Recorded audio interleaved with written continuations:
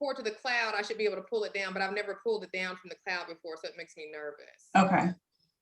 All right, I got it going. Now, Georgette, do you prefer questions as you go along? Do you want to stop and pause? I actually do have a couple of questions like in the middle of the presentation and at the very end.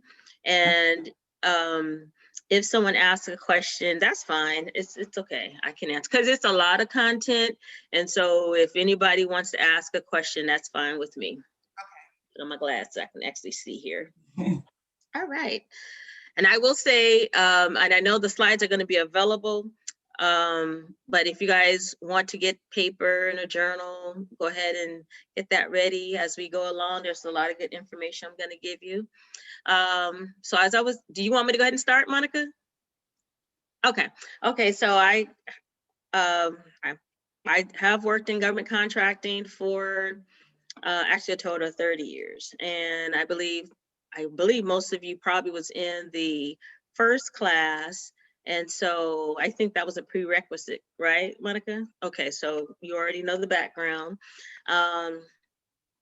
So the Women-Owned Small Business Program is a very unique program because when I first started in government contracting, they did not have any set asides just for women.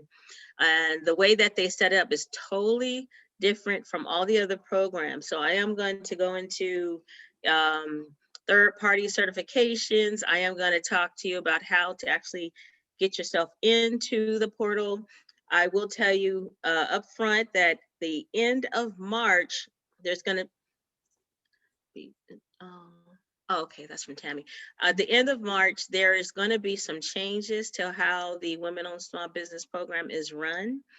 I believe in the very last class, I can't remember the name, someone asked about the self-certification.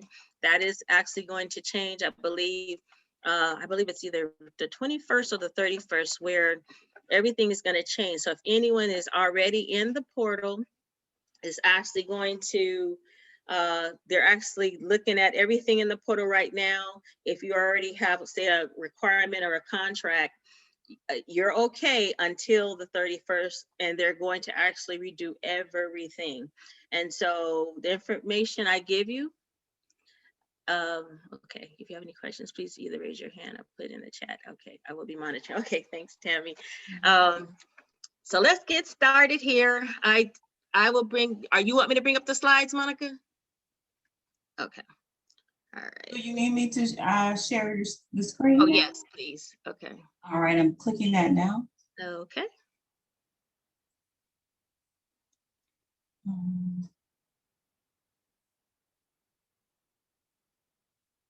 don't see anything yet. Yeah. I have a question while she's doing that, Georgette.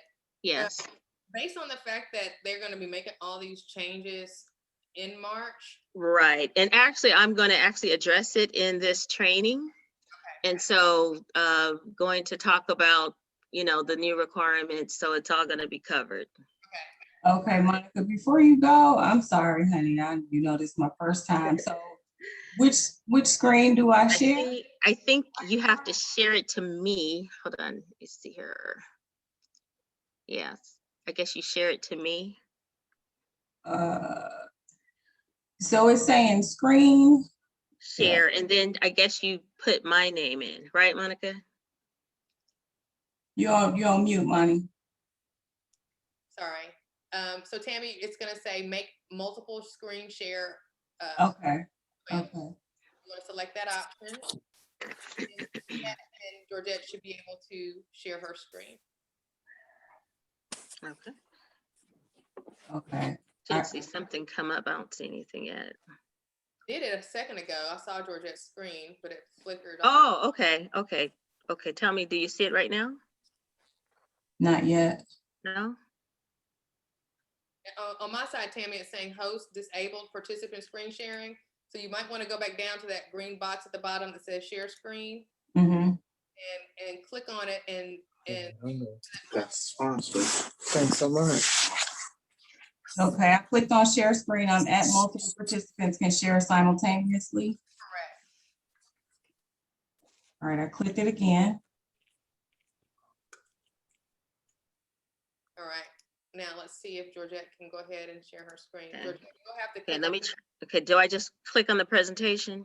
now you click on the share screen button. Okay, and I don't, okay, There's a green button at the bottom center and with a little arrow pointing up. okay. I see it. Oh, okay, so share. Is that me? There you go. There it is. All right, All right. so, all right. And then I believe we had somebody that may need to go. Okay, does everybody see the screen? Yes. Okay, good. Okay, so let me go back. Okay, so in this particular presentation, I'm going to talk about the women-owned small business overview. I'm going to talk about third-party certifiers, and I'll call it WOSB. So if I say WOSB, that's the Women-Owned Small Business Program, that's for short. And then the ED WOSB program, and then I'm going to talk about Certify. These are the topics for tonight to get you started. And one of the things I wanted to start off by saying, especially for women, you want to take advantage of the goals that are set at all of the different federal agencies by asking for their acquisition plan for the year so that you're able to see which requirements that you can go after. It will help you build your capacity and grow. And as long as you guys are responding to requests for information, they are able to set aside requirements for women-owned small businesses. And of course, it's economically disadvantaged women-owned small business programs. There's prime contracting goals that have to be met at every agency. And for women-owned, they have to meet 5% of all the contracts that are awarded. 5% must go to women-owned small businesses. SDB is the 8A program, 5%. The HubZone business program is 3%. And then of course, for the service disabled veteran-owned small business, it's 3%. And these are actually set by DOD small business programs. So that doesn't change unless they decide, Congress decides they're going to increase, but these are the set goals. And it's been this way for the last 30 years. So I don't see it changing. Okay. All right. Okay, so the Women-Owned Small Business Program, in order to qualify, they look at your income. For the past 3 years, you cannot make over $350,000. For the EDWOSB, the requirements to start pretty much are the same. It has to be owned by a woman, 51% owned and managed by a woman-owned small business. It cannot be a man. It has to be a woman doing all the managerial, all of the control. Everything has to be a woman doing the business. When you think about the women-owned small business certification, you want to look at, is this appropriate for you? Do you have the managerial experience? You have to have the highest officer position. For the Women-Owned Small Business Program and the EDWOSB, they don't address every NAICS code.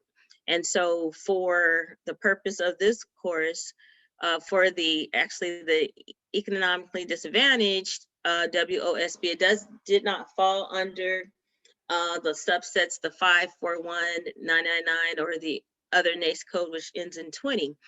The WOSB does. So when you're contemplating, going into the portal, putting in all your information, you need to look at the NAICS codes. I know a lot of you have different businesses.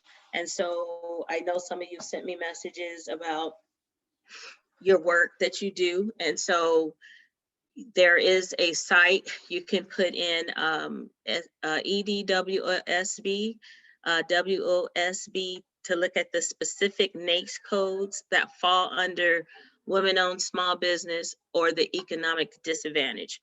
And this is the big difference in the women-owned small business program compared to all the others, like the HubZone and the 8A program. They can go after all of the NAICS codes. They looked at the economically disadvantaged to see which NAICS codes are considered underrepresented. And so their NAICS codes are actually different from the women-owned small business NAICS codes. And like I said earlier, 51% ownership requirements for you to be the woman-owned small business. Management, you must have management of daily operations, and no minimum time in business like the 8A program. Okay, if you want to check to see which NAICS codes are actually authorized under the, I say WASB program, this is the actual website that you would go to see the available NAICS codes.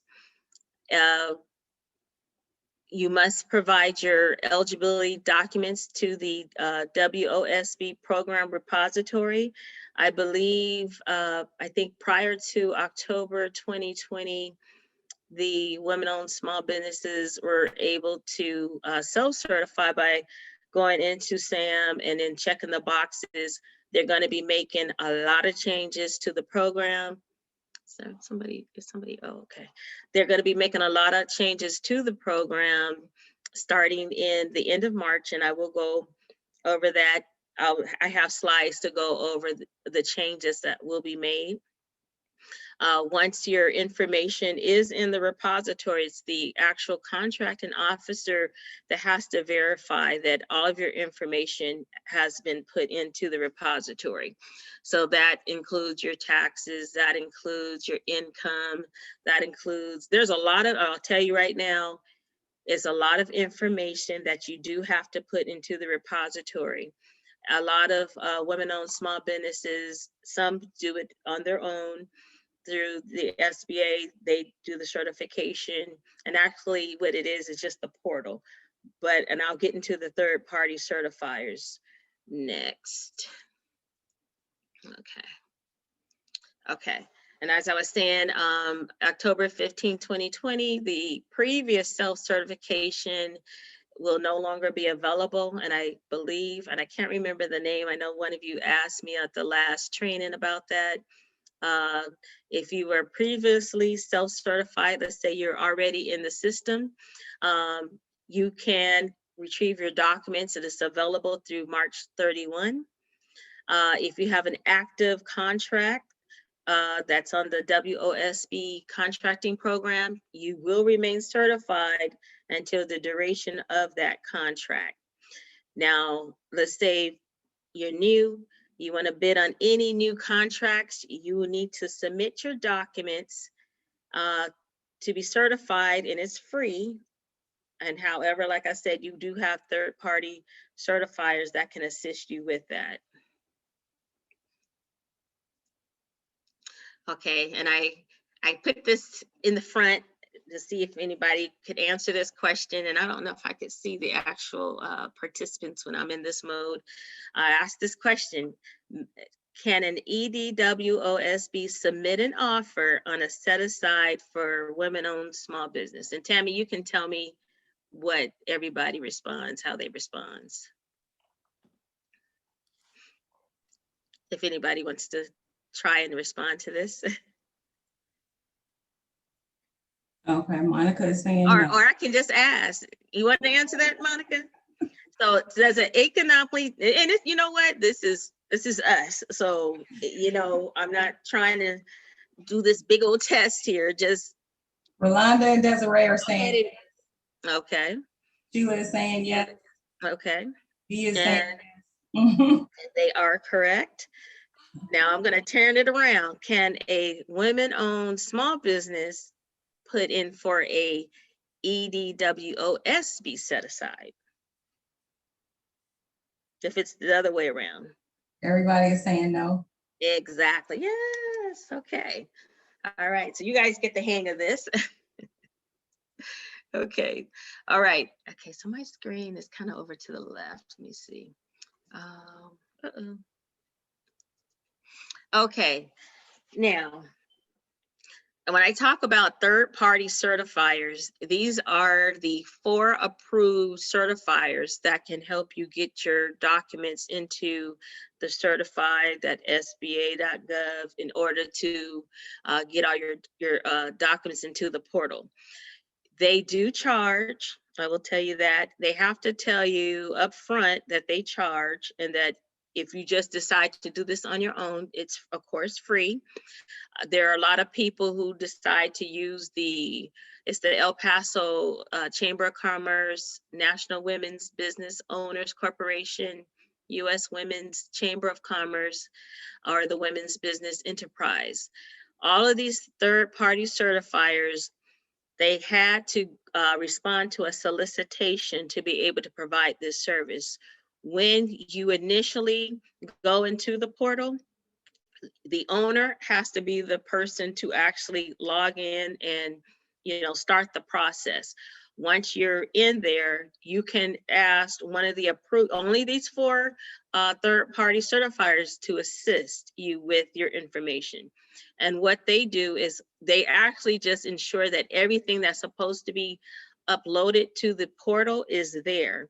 And so it's up to you if you're busy, or you just feel like, you need that extra help. These are the only 4 approved third-party certifiers. They do have a solicitation. I don't know when it's coming up, to ask if there's any other companies who want to, go after solicitation to become an approved third-party certifier. But as far as I've seen, for the last probably 10, 15 years, I haven't seen any other companies come in and get approved by SBA. I know that they have to be trained, and they have to know what information that the woman has to put into the portal. So these are the only 4 that you can go through to get your information into the system. Did anybody have any questions yet? No? Okay. No, All right. Okay. I'm just kind of doing some quick hit notes in the chat so that everybody can save the chat at the end. Oh, okay. So I just wanted to put this screen up. So when you do decide you want to move forward and go into the portal, it's just certified.sba.gov. On the very bottom, you'll see where it says get started. You can create an account. Now, initially, you have to be the one to create the account. You can't go to the third-party certifier until you actually create the account. Once you create the account and you start uploading your documents, and I'll be honest, I've heard some women say that the process was not that bad to do on their own, and there are some who said, I'd rather have someone help. So that is going to be your call, but you have to create the account first, and then you would contact the third-party certifier, and then they will assist you ensuring that all your documents are uploaded. Okay. And from the last class, I think I told everyone that you have to ensure that you have your DUNS number. And I believe everyone probably already, and I don't know, completed a registration in the SAM system. Those are the 2 things you have to do to get started. When you do put your information into the portal, it has to be exactly how you named your business. So if you named your business ABC Company, comma LLC, that's exactly the way you have to put it in, or it will not take. Okay. And if anyone, and I know there are some notaries who are already in the system, and I can't see, let me see if I can change my screen here. I think the grid is covering, hold on just a minute. Let me see if we can do another view. Show grid, okay. I can't get this to go to the left. Okay, well, returning users, all you have to do, you'll log into beta.certify, and of course, you're gonna have to put in your new credentials. If, say there's a women-owned small business right now, you're already in the portal, everything is gonna change, like I said, towards the end of the month, and you're gonna have to go back in and create a whole new profile. Okay. Okay. Okay, and I went over claim your business, make sure you have your DUNS, your tax ID number. Of course, you know that's used by the IRS. You will have a max number if you created your SAM registration, that you'll get an MPIN number. And if those of you have already done that, you're probably already familiar with that. Okay, I can't get this screen to, hold on just a minute. Hi, thumbnail. Okay, good. Okay. Now, in order for you to, of course, go into the portal, you have to ensure that you meet the small business size standards. And I know, like I said, some of you have other businesses. And so if you are providing a service or you have a product, then you will look at the actual dollar amount. If you are if it's manufacturing, which is your 300 series, usually you can go up to 6.5 for a lot of those NAICS codes. You must be a for-profit business, and you have to have an active exclusion. You can't have any debarments. If you have been decertified, let's say you was in the system and it's decertified you, you can't just go back in and start a new portal process unless you have to send a letter to SBA to talk about why you were decertified and why you want to try and get back into the system. You must be a US citizen. You got to have your birth certificate, a US passport that's not expired.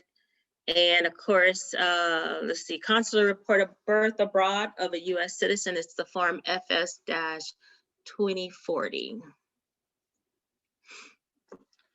Okay, and I'm kind of reiterating that what I said earlier, that you have to be the person to actually begin the application process.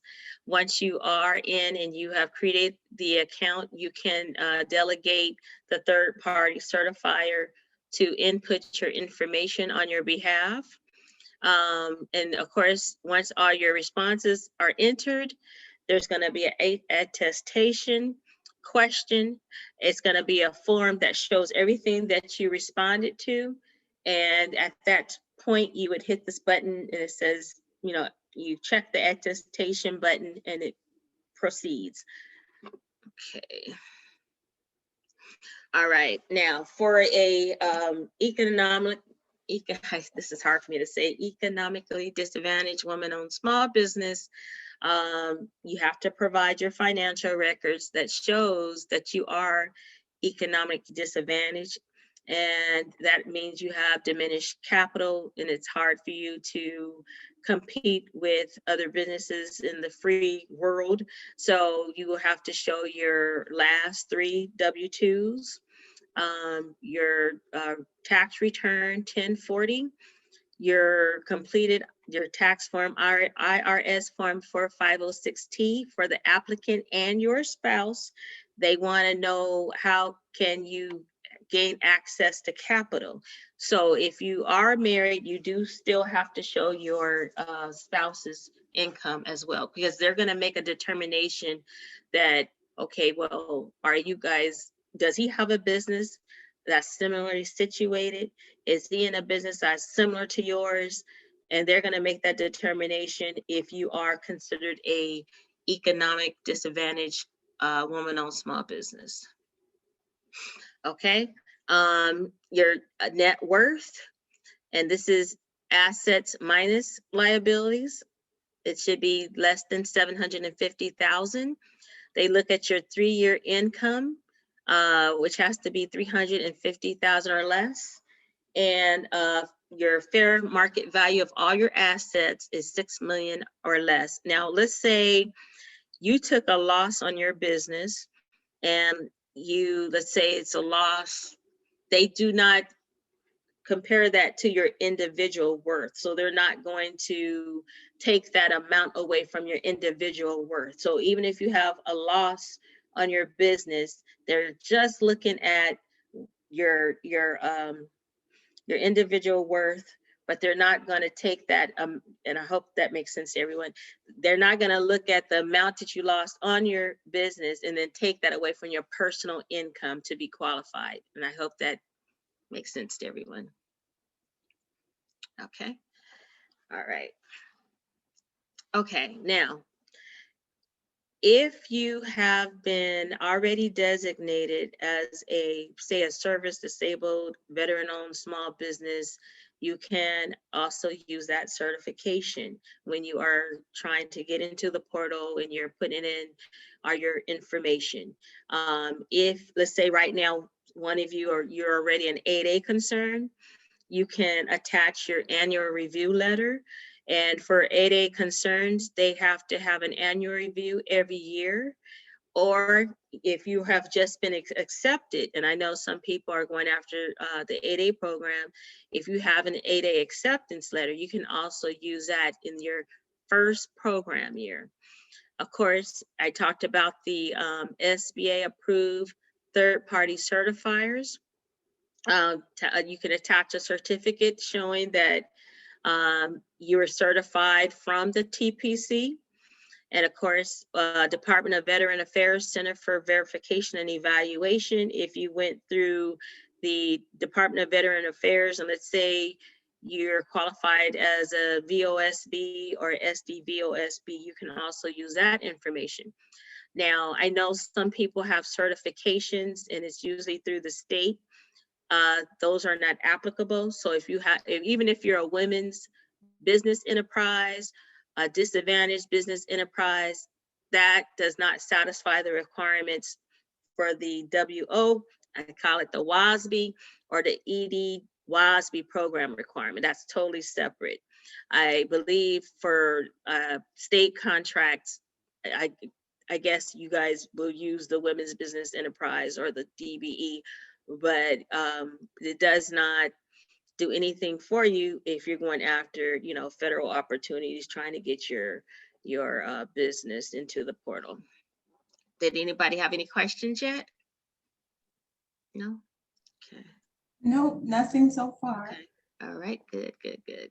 Okay, now, if you ask, you have to be in control of long-term decisions and the day-to-day management of business operations. You have to hold the highest officer position in the business, and you have to have managerial experience to show you can run the business. And I will tell you that SBA, they do program examinations, and so they will come out to your facility or office to see if you're complying with the requirements. And so once you become a certified as a woman-owned small business or even an EDWSB, you have to be recertified every year. So if you became certified, say March 20th, 2021, next year, you have to recertify again, and it has to be 30 days prior to that end date. So it has to be, it would be, I guess, it would be 30 days before, it would be February 20th. And so you recertify every year. If there are any changes at all in the management, the operations, you have 30 days, I believe 30 days to get that information into SBA. If there's any change, any material changes of ownership and you do not tell them, they actually can assess penalties and they can actually decertify you. So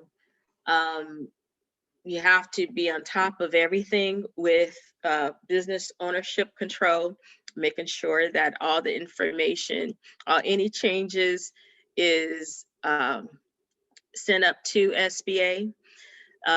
Normally, there's a program examination that's done every 3 years, but you got to be recertified every year. The program examination, when that is done, that means someone, like I said, will come out actually to your facility, and it doesn't actually have to be every 3 years. If they just decide that someone calls and says, I don't think they're running the business, they can come out and do a program examination. That's where they go through all your paperwork. They want to make sure that you are actually running the operation. And so if you are in the program, and I'll use March 2021, even though you recertify every year, there's going to be a program examination done every 3 years. And so when you come up on the 3rd year, you are the one who has to actually get in touch with SBA to tell them you need to have a program examination. And I don't know if that will change because there's so many women-owned small businesses out there. You only have maybe a program manager, a couple of people working in the WASB department. So it's kind of hard for them to keep track of, this business is about to expire or they've been in 3 years. So you have to be on top of your dates, and you have to ensure that you are the person that actually gets in touch with SBA for your program examination. Any questions? I have a question. Okay. So how does that relate, that program examination, if they come out to audit or whatnot, your facility, your office, how does that relate to home business? Is that a problem or? I've actually seen, like with HubZone, some people have their office in their home. I mean, if you are, well, it depends on, okay, what kind of business would you be doing from home? Like what, remote online notary work, or what kind of work would you do at home? Well, my other business is Social Security disability rep, and it's Okay. completely at home. Okay. Social Security is totally running their hearings on the phone or online. Right. Okay. If that particular requirement, well, let me put it like this. When you first sign up for this program and you put in all your information, you're going to put down, I guess, that you are working from home. You're going to know up front if they approve you. So if it was good enough for you to be approved in the beginning, it should be good enough for the next 3 years. The only time like it's a problem, like I said, is normally if someone may complain about you, or if if you have changes. You could have a woman have 33% ownership, another woman has 34%. Let's say there's a man who has, 20 something, 32%. And let's say he leaves the company, there's another woman that comes in. You got to let them know any changes at all that affects your business. You want to ensure that you let SBA know. And so, I actually did program exams for HubZone. I didn't do them for women-owned, but process pretty much the same. We would go out, come to your office, and we want to see, where are you working? And if it's in a home, what we look for is, do you have a designated area where you are actually doing your work, where there's computers, there's phones? And I've seen where some people have a home. I actually went to a house, and the top level was just, the regular home. The very bottom level, they actually turned it into kind of like a office per se. And so they actually had two rooms. One room had a whole bunch of computers and chairs. And then of course the other room, I believe 4 people actually sat there. And so, did that check the boxes for me? Yes, it was fine, because we want to see that even if it is in a home, are you able to do your work, and is there a designated area? It's not like you go into someone's home and they're in their bedroom and they're working. We kind of like to see like a designated room. So if you have one empty room and you decide to set it up like an actual office, that should be fine. But you would know up front in the very beginning, once they come out, once you put all your information into the system portal, they look it over and they decide to either approve, deny. If they approve, then you already know you're okay. So the biggest thing is to ensure that you always keep them abreast of any changes, because SBA is very stern, very strict when it comes to information. You will feel like you are giving them your life. You got to give them all your information, income, assets, everything on your taxes. And so if anything changes, you definitely want to let them know, and you want to make sure you put it in writing. Okay, one other piggyback question on that. Okay. That business, me and my sister own together, partners. Okay. So when we said, and you know, she's woman owned or whatnot, and I have controlling interest or whatnot. Okay. So when we set it up, we just reveal all of that it's a partnership. Correct. And even when you first go into the portal, you're going to put in that you are the primary and she's going to be the contributor. And there should be like a section where you can put, you know, the percentage of work that each of you will be doing. And I would be honest, I have seen where I've had people come into my office and it's a women-owned small business. And I'll be honest, some of the men will say, but I'm the one going out there and I'm doing this and that. And then I've also seen where there's women-owned small businesses where they are, and I'll say, doing a paving contract, and that woman is out there and she's out there doing her job. So I've seen it both ways. But normally if they're going to do a program examination prior to the 3 years, it's probably because somebody called and said something about your business. Okay. We do have another question for you. Oh, okay. Desiree, whenever you're ready. Okay. Hi, Georgette. Hi. In today's time with the pandemic and everything, it was advised that to set up, when you set up your business or your entity, to have a physical address. So what I did was I set up a virtual office. Okay. And so if I were to be certified as a woman-owned small business, would I maybe have to have my evaluation or examination done at that virtual office versus at my home? Okay, now what your virtual office, is that just like an address you use for business purposes only, and you're not actually there, just like a virtual? Right, but you Okay. can go in if you wanted to do the office space, that you could pay a little bit more to go in and use the meeting space that they have there. They Okay. do like a rental, you know, they charge a rental fee by the hour Okay. if you wanted to use a desk there or the conference room. Okay.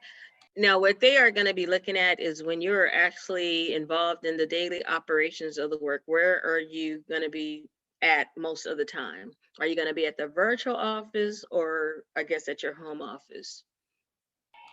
Okay, yeah, I'll be at my home office Okay. during most of the time. So they would Okay. just have to come. Yeah. Okay, I got And it. you know what? Let me say this. So even if you're going to your virtual office and you're, you know, conducting business, I would still, I don't know exactly like everything that's asked on the application. I would, you know, definitely address that.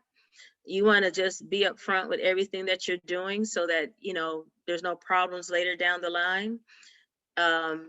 There are people who they do that. They may have an office, you know, maybe outside their home, but I would think that putting both of them down should not hurt you. But you know, you have to look at where you spending the majority of your time running your business. That's one of the things they'll be looking at. Okay, thank you. And I'm going to tell you this. In doing program examinations, you know, what happens is there is a list where they will show like what company is coming up. Now I know HubZone, since I was, you know, program manager for that, you know, I knew when they were about to, you know, come up for recertification, and then I would call them and go out. Now, there are people who actually, I went to the business and it might have been an empty warehouse. I mean, and I've seen that a lot, or just an empty lot. I mean, that does happen as well. So when I tell you they will come out, they will come out and they will look at everything. And so, just make sure everything is legit copacetic, because, and I know with everything being virtual right now, I'm not for sure like how they're conducting a lot of their site visits, but I know, post COVID, they do have people who actually do go out and they come to your office, your space, take pictures. They want to see some signage on the outside. They're looking at how everything is set up. Can someone actually work here? And if there's no signage outside, that could be a problem. So you just want to make sure you set it up like a business, whether you're virtual or actually in your house. Thank you. Okay, now, so I know this is all going to be given to everyone. I wanted to share this with you all because it's going to be very helpful when if you decide to upload your information. This is the portal. This is what it looks like. You're going to answer questions. And of course, while you're uploading your documents, you're going to be answering questions. So your files, put them in a PDF. And like I said earlier, make sure you have the proper naming convention. So if it's, I'll use mine, iRise by Jet LLC. If it's iRise by Jet, LLC, make sure all of that is there. And make sure you put your numbers, your dashes, your underscores. And the button, if you can see it on the right, this is where you're going to add your file. This is really good because I'm telling you, if you decide to move forward and put your information in the portal, you'll have this to guide you through, and it should be easier for you. So, okay.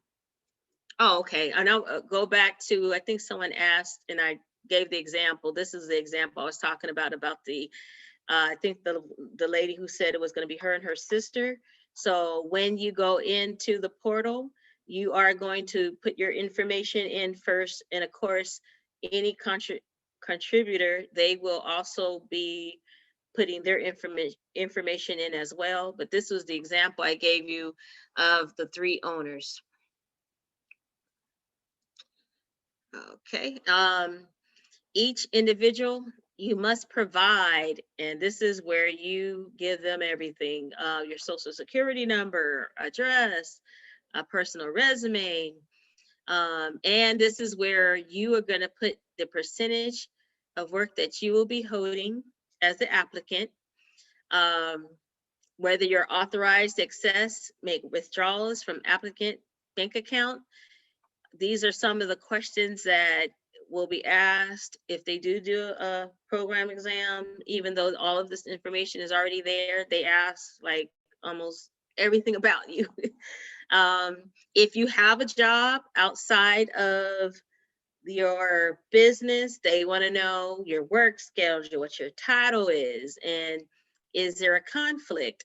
There was a company where, and I'll be honest, this particular, as an individual wanted to tell another individual, they said they didn't understand how she was running her business. And trust me when I tell you, people will tell how she was running her business when she had another business.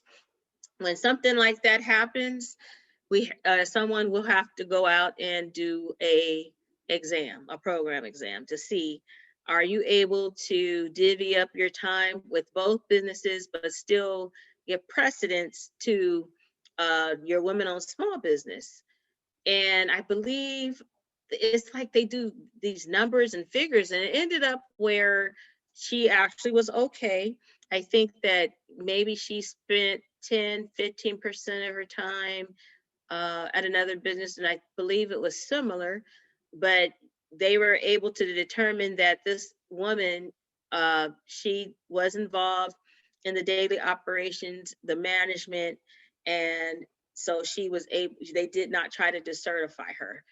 And let me just say this, with the Women-Owned Small Business Program, because you're able to have contracts set aside whether it's, under all the applicable NAICS codes, and they don't have to first, it used to be where they first had to go 8A or they had to go HUBZone, and everybody has parity.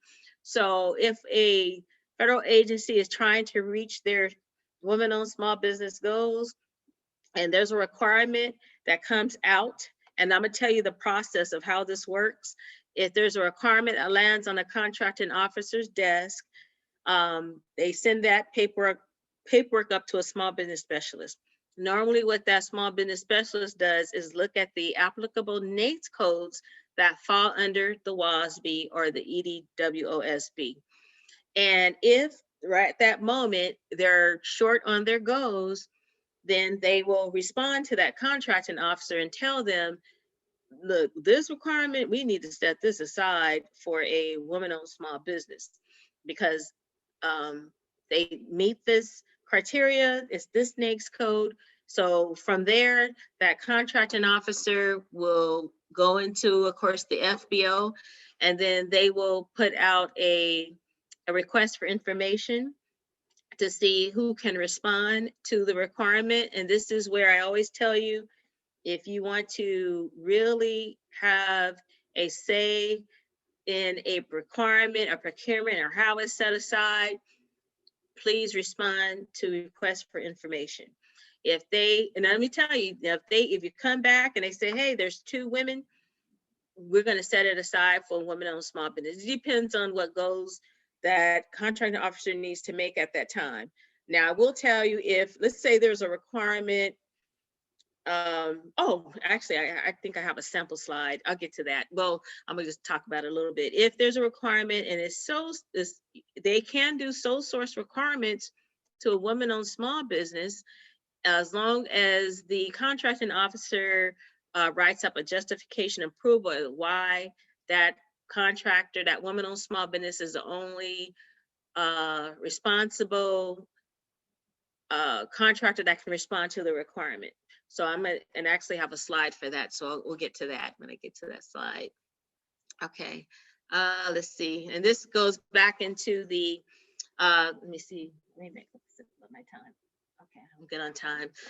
Individual contributor, what you must provide, your other sources of income. You don't have to include investment or real estate income. They look at the value of your equity interests, life insurance policies, retirement accounts, stocks, bonds, and mutual funds. Okay, now this is for the individual contributor. The actual applicant, if you already put in your information, as you can see, this blue button, you, like the lady who said she had a sister. So let's say this is your name on top, you put in your information, and then this is where you're going to add the individual contributor, which would be your sister. And all you have to do is click on the add button, the next button, and then that person will also be input into the system. Okay. Uh-oh. Wait, what did I do? Okay. Okay, now let's say there's more than one person. Can you add another person? Yes, you can. You're gonna go back to the application overview page. And once you put in the first individual contributor, you can actually add another contributor. So on the bottom right, if you're in the system, you're gonna go ahead and just add other firm owners.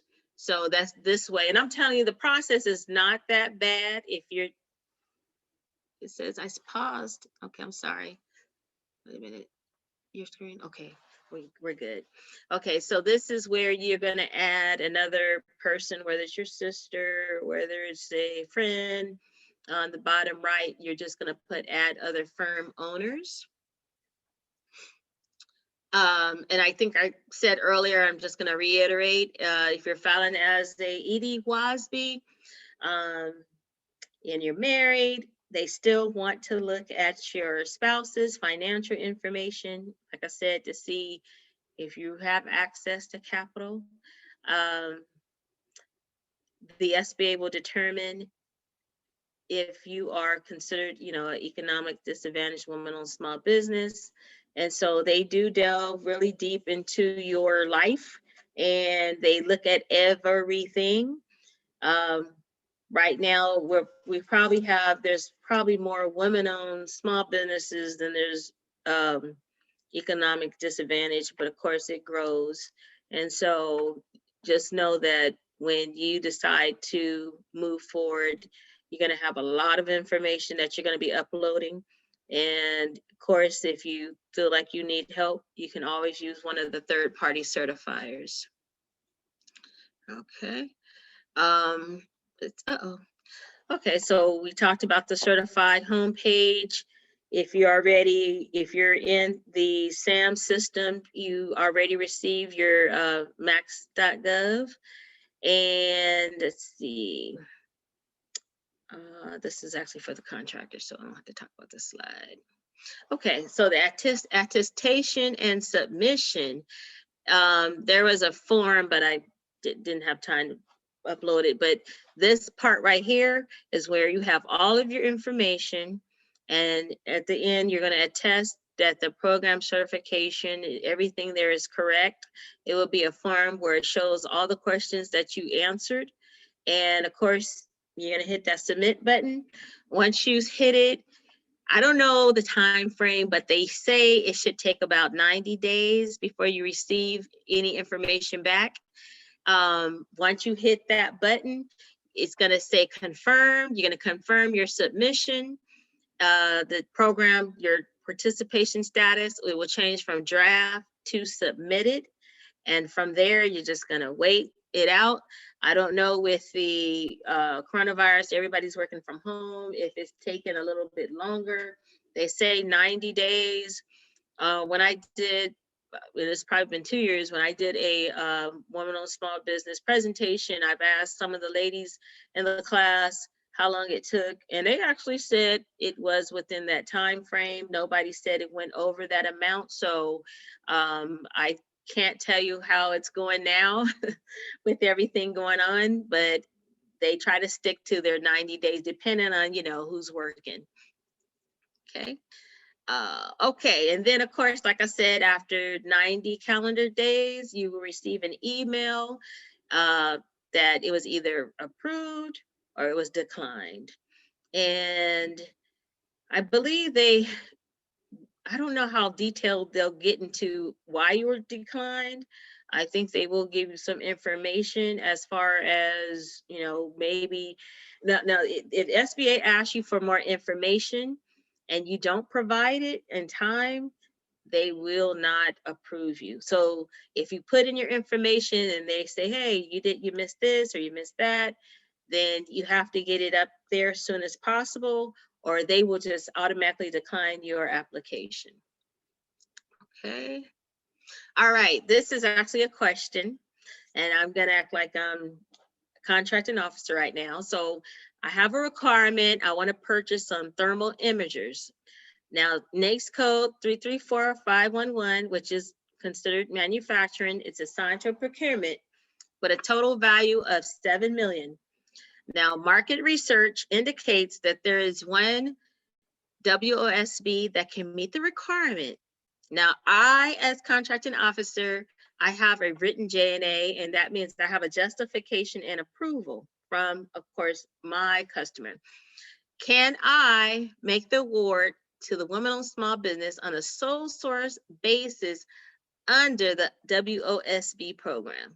And then you can just say yes or no in the chat, what you think. And let me see. Is it Tammy? Yeah. Okay, you can just tell me what everybody's saying. Rolanda's saying yes. Mm-hmm. Let's see.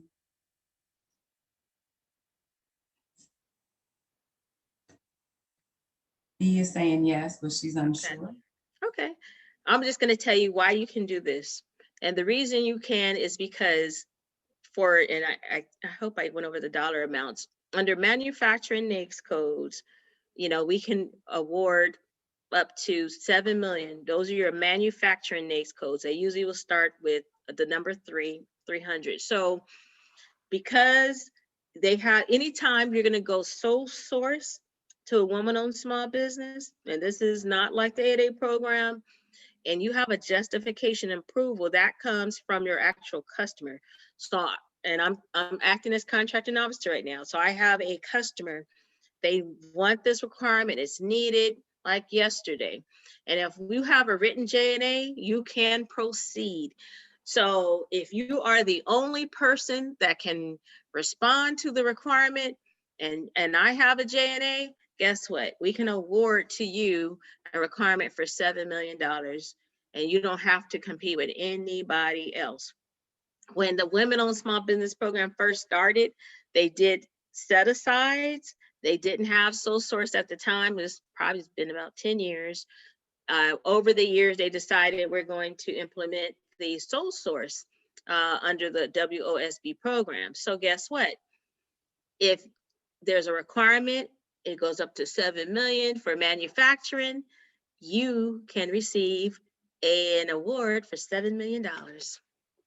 Okay, I have one more, and this is this RFQ. This is an RFQ, and that means request for quote to purchase computer network equipment.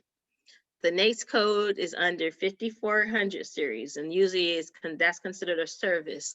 So it's 541519. It's other computer related services, and that's what's assigned to this procurement. Now, when and I would say I went out, I did market research. I went out, I did an RFI. There's 2 EDWSBs who responded. Can I do a set aside for EDWOSBs? All right, so let's see. Now remember, there's 2. The rule of 2 is met. So there's 2 or more EDWOSBs who is responding. Okay. Can I do a set aside for EDWOSB? B is saying no. Okay. I want to have some more responses. I'm sorry, teacher. I don't know. This one is stumping me. Is it yes?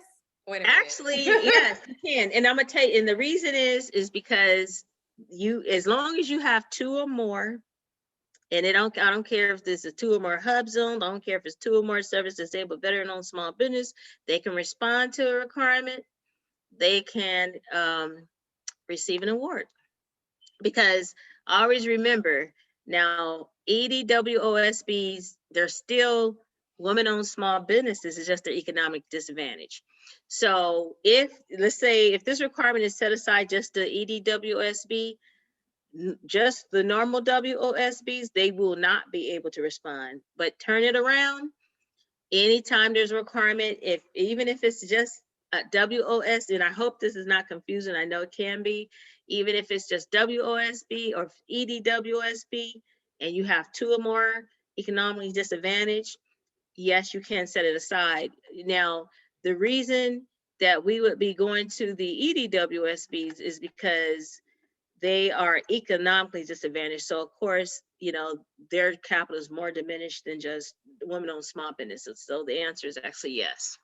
And I had 2 more, but I said I'm not gonna bring them up. Okay, so that is it. And I believe I'm within my time frame. So we get 30 minutes of questions and answers. And let me see if I can stop. Do you want me to stop the share? Oh, that's up to you. Okay.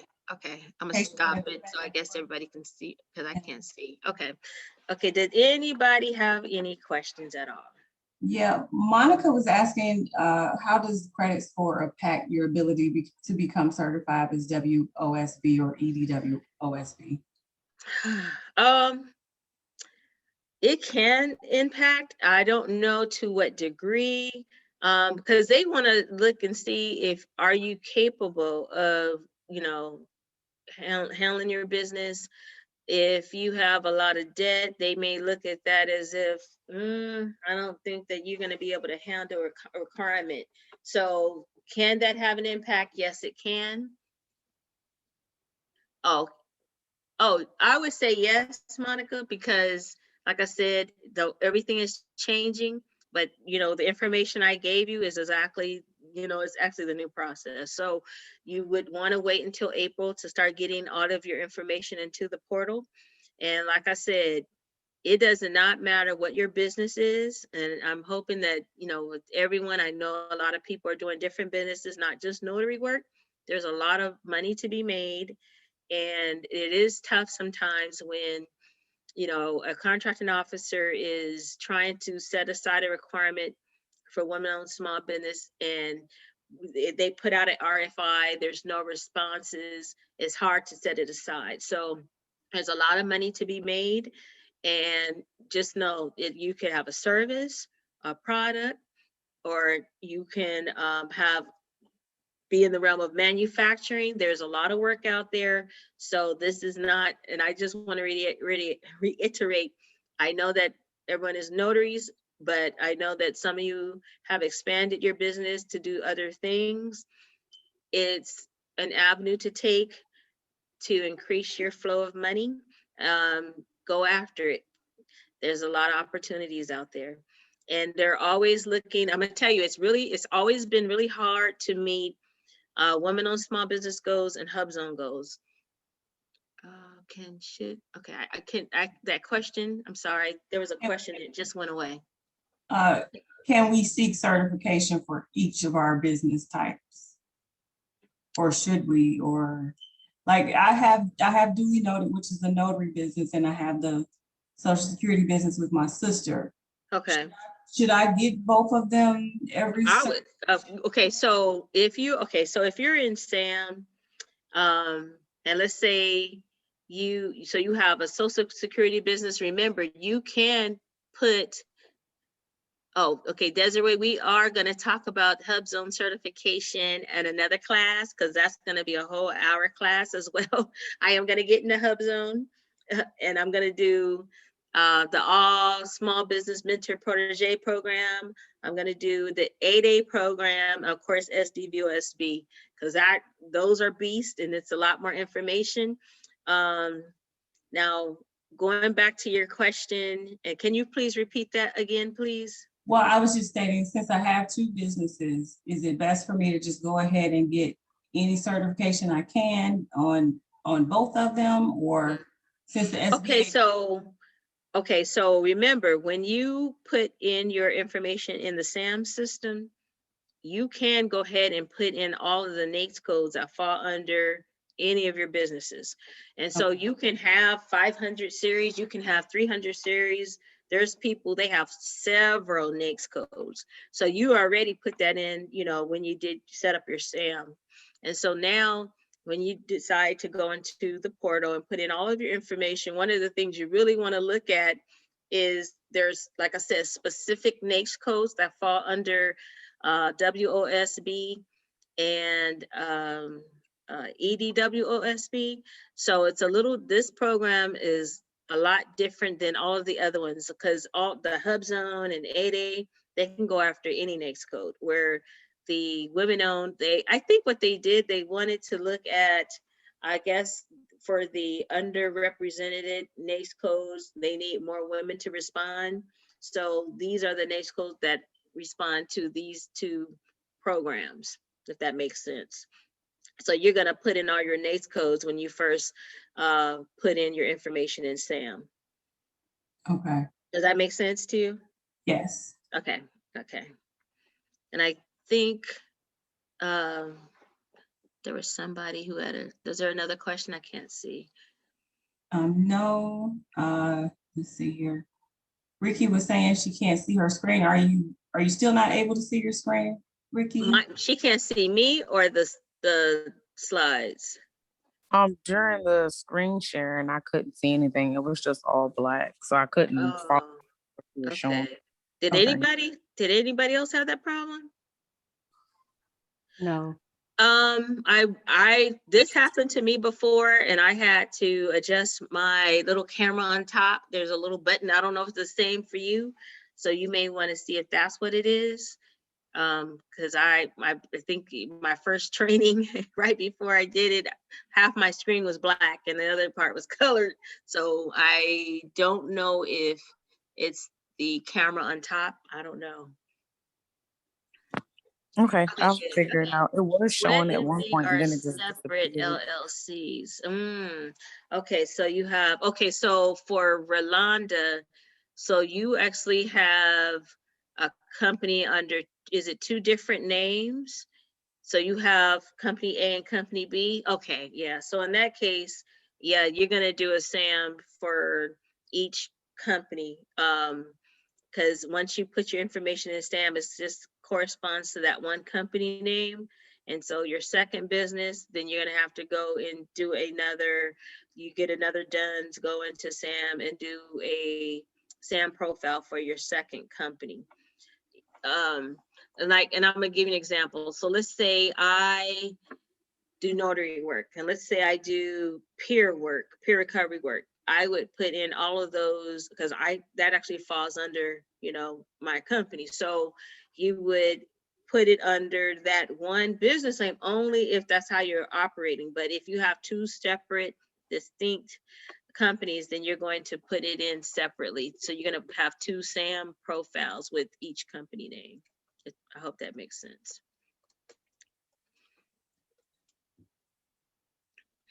Okay. Is there any other questions for me? I'm just gonna hop off mute and ask mine real quick because it's not. Okay.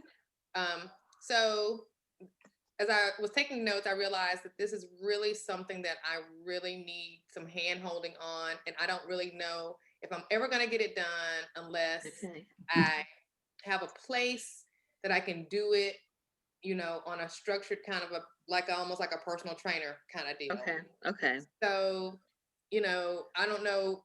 I know you're very, very, very busy. So, because you're doing. I will hold your hand, Monica. I will hold your hand. Okay, because I was like, I actually see this as, and this is probably not the perfect time for this, but I'll go ahead and put it out into the atmosphere since it's already on my mind. Okay. I really see that you are helping me a lot. I know that I'm sure the other women on the call are feeling the same way, but I do see that this is where your boot camp begins.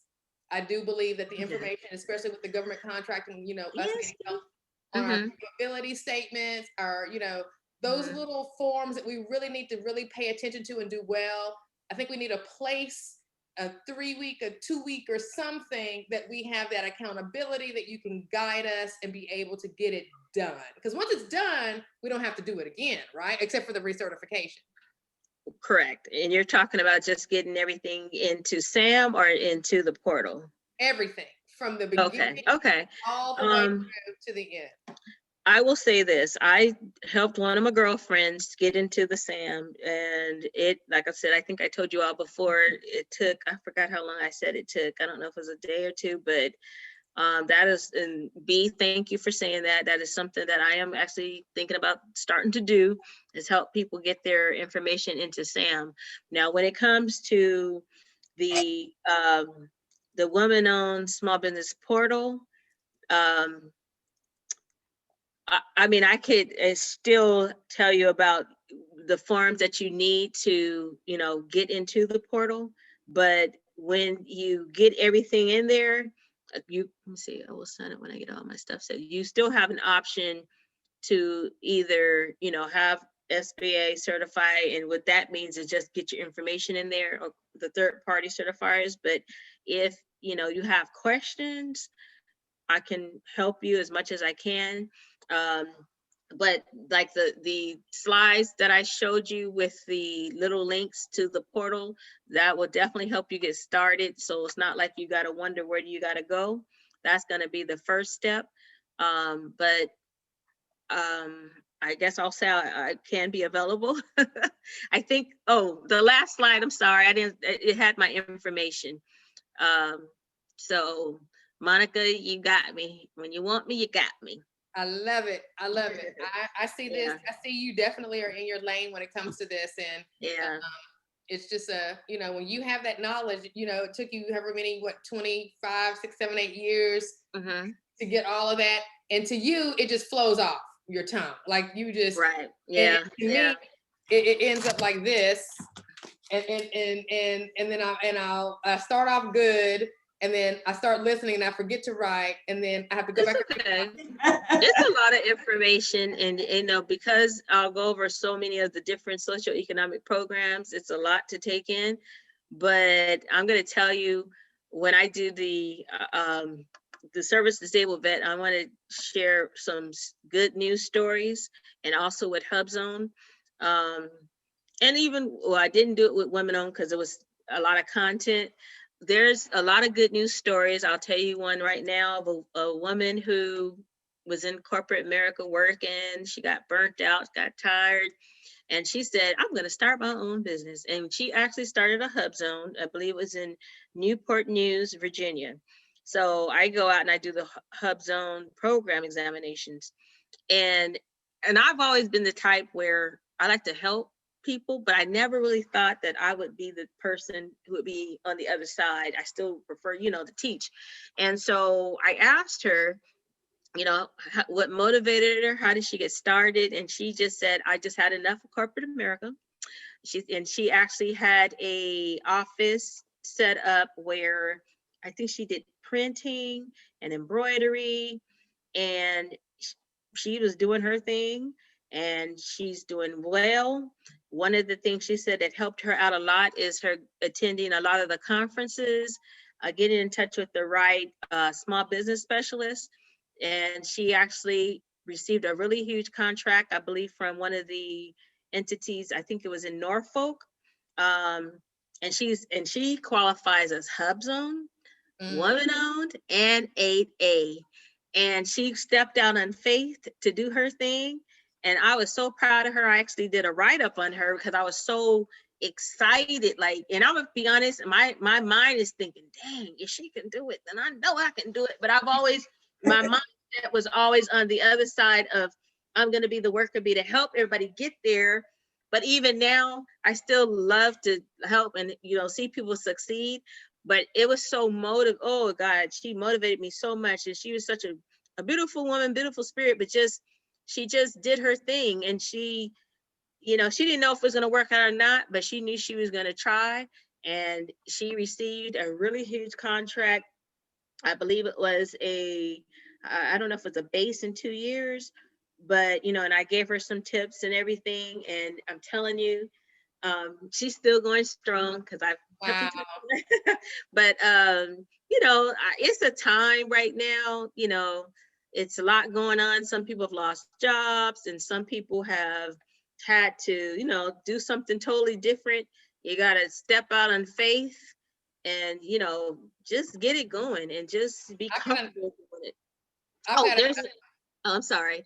There's a question someone just asked. I saw it on the disability. Actually, believe it or not, the disability could be 0 to 100%. And so when I go over SDVOSB, I'll talk about that more. I believe that was it B?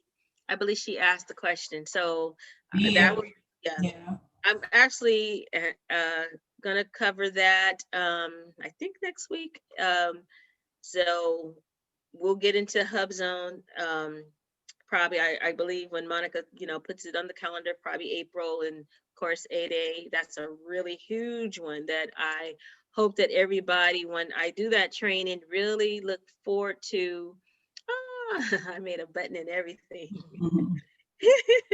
I really hope that everybody is just motivated enough to just move forward in their passion, their gift. I mean, there's so much money to be made, and I want to see everybody succeed. I want to see people get these $4 million contracts. The money is out there. You just got to make sure you network and partner with the right people. So I think that I was going to ask you if you could. You said that for the last 15 years or so, the third-party certifiers that are out there have been out there. Yes. Will there be an opportunity for another company There is, I don't know when, and actually, you know, because I had to research and make sure I got all my information correct. They actually put out solicitations, and so I don't know like the requirements as far as like, do you have to have a certain system in place? But I'm gonna be honest, my mind was thinking, that's something I'm thinking about. So, yeah, the third party certifiers it's just comes out. I'll see if I can find out, you know, like if anything's coming up soon. Those have always been the only certifiers, and that's even another stream of income to go after is become a third party certifier and, you know, help others get into the system. So trust me, I'm on the same page as you because my mind was like, that's another thought. So And teamwork makes the dream work. So, Yes, between you, yes. myself, and some other key players, you got Miss Cynthia down in Florida. She would be Ooh. 100% on board. We could really do some really amazing things as a team, I think. Yes. Mm-hmm. Yes. Okay. Was there any other questions at all? Let's see here. I think, so the Hub Zone and the disability percentage for vets is gonna be addressed in the class next week. So I think she asked if the disability for, I forgot what the question said. Let me see if I can find it. Does It's being- the disability can be 0% actually to 100, qualify for the SDVOSB program. I would just say a little bit right now about that. And that is, you know, I did not see a lot of um, SDVOSB set asides per se. I believe a lot of the requirements, like through the Veterans Administration, is where you're going to see a lot of your set asides for SDVOSB. And of course, you have to get certified through, I think it's Vets First. I will tell you the the NDAA Authorization Act, they are changing the game. They actually said that SBA is actually going to be taking over that certification process, which the VA has had all this time. Sometimes when the NDAA comes out and they have a program change, sometimes it does take a year or two, but eventually, and I won't even say it's going to happen. So eventually SBA is going to be taking over the certification process for SDVOSB and VOSB. It's already in the works. So that's part of the National Defense Authorization Act. A lot of changes are happening right now. And so I don't know what that is going to entail, but of course that program is for those who are, you know, veterans, and the service disabled for those who have a service connected disability in the military. So that one I'll go over. I believe that one's next week. And then, like I said, April, I will talk about Hub Zone and of course 8A. So there's a lot of information out there. There's an all small business mentor protege program. It's the ASMPP. That one hasn't been out a long time.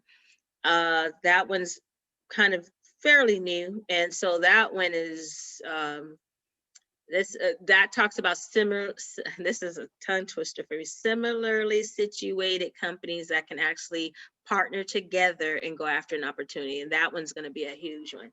So like I said, I used to have to go out and research, try and find, especially women-owned small businesses and hub zones. Tough, very tough finding hub zone firms. I don't know why. It's always been tough doing set-asides with hub zone firms. I know that SBA, they used to have the SBA map. I don't know if it's because of COVID, the map is not out right now. It's supposed to be back out in, I believe sometime the summer of 2021, where you can actually put in your address, and it's called the SBA Hub Zone map. And it will tell you, like if it's your business, once you put in the address, it will tell you right then and there if you're in a hub zone area, if your firm can be considered a hub zone. So it's been, I guess, taken down. I don't really know why right now, but no, it's frozen until I believe the summer is going to be back up. So it makes it easier for you to see if your particular business is actually in an area which is considered hub zone. And a lot of those rules have changed as well. So got a lot of information to go over. So slowly but surely we'll get it all out there. I'll even try to talk about what's the other one? Subcontracting. And there's one non-manufacturing rule. That's another good one I'll go over eventually. So ask me any questions. Anybody have any other questions?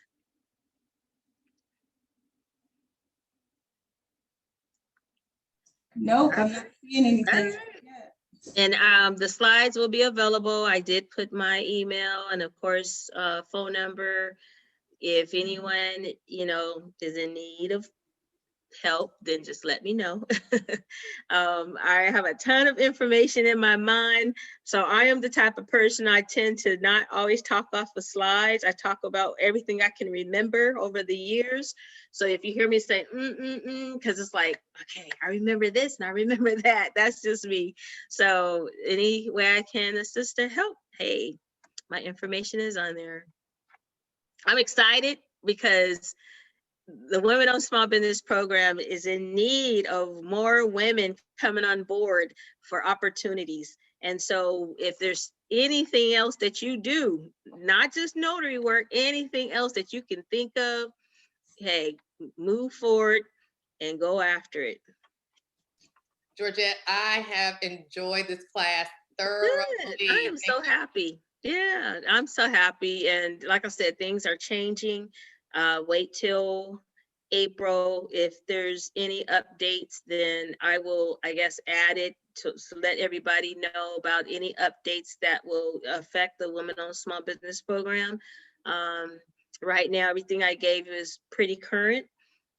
But the fact that they're changing the rules of the portal, I'm almost wondering why that is. And only thing I can think of is a lot of people can go into SAM and of course, check the boxes that they're small or they're women owned or they're hub zone. And maybe they felt like they needed more oversight. I didn't get to read up on that part, but for them to go back now to saying just third-party certifiers, that lets me know that obviously they want more oversight over the program.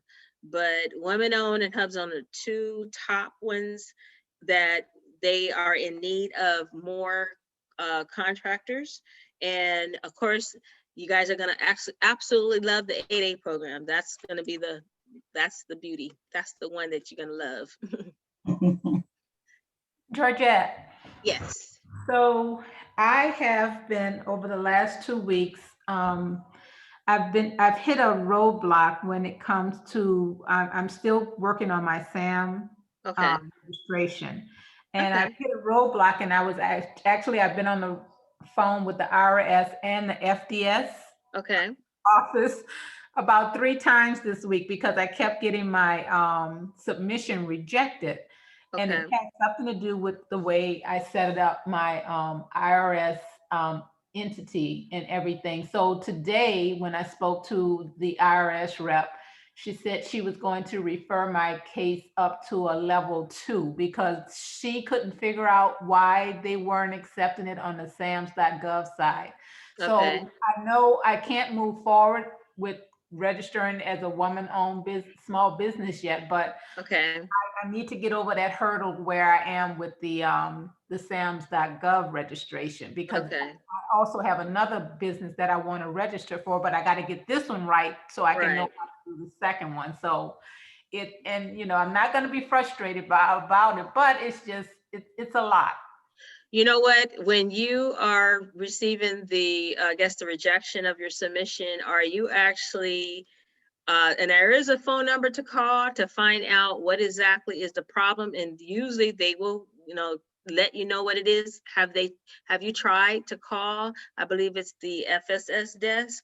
Yeah, the FDS I talked to 2 different people on 2 different occasions. Mhm. And the last person told me I needed to talk with someone at the IRS. So I called the IRS, and of course, that's an hour-long wait. So Right. while I'm waiting, I'm doing something else until I can get somebody on the line to talk to me about it. But I've talked to 3 different IRS agents, and like I said, I talked to someone earlier today because what the second IRS agent told me to do, and I resubmitted my application. I still got a rejection. So she had to Okay. refer it up to her supervisor. So hopefully Monday I will get a call or know a little bit more about what the issue is. But the FDS weren't very receptive Okay.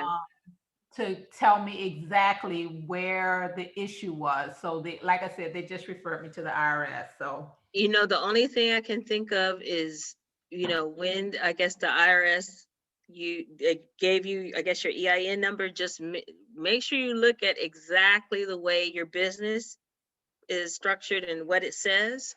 I might be able to assist you with that. I had that happen to someone else, and it was honestly, it was a matter of a comma that was supposed to be there that they didn't put there. And once Okay. we fixed it, everything was smooth sailing. Okay. So, Yeah. um, And I believe, I almost will say, if you were able, because if you were able to submit it, it might just be the way that the name is. Maybe there's something missing, a dash or a comma, because No, even when, there's no dashes or commas in there. okay, But I'm wondering, is it case sensitive? Because the IRS, the letter that they sent me with my EIN number, they have it in all caps, my business name. okay. And then how did you put it in? Did you And do it that way? I have some of it in upper and lower case. So Okay, I'm wondering if that may be the. that could be, if they have it in all caps, you say in the IRS, Yes, the that's IRS sent it in all problem right caps. there. Yeah, I almost will say that might be the problem. Okay, all Because right. it's Well, very sensitive. yeah, and I said and we went over everything. She said, "Do you have any commas? Don't put any commas or dashes." Or I said, "No, I don't have any of that in there." But I did put it in initially in SAM.gov with upper and lower case. Okay, and then, yeah, do your done search and look and see, and I'm gonna be honest, that actually happened to me as well. Do your done search and see how your name is in Duns, and see Okay, if anything is different from how you put it in SAM. okay, all right. If you find that you're still having problems, my number's on the end of the slides, and maybe I could, while you're on a call, I could, or I could just see if maybe I could help you with that. Okay, Okay. all right. Okay. Thank you so much, Georgette. All right. I know everybody's tired. Thank you guys for listening to me and all my ums. I got a lot of information to give, but if you need any assistance, any help moving forward, reach out to me. All right, everyone have a good evening. Bye. Thank you very much. Bye-bye.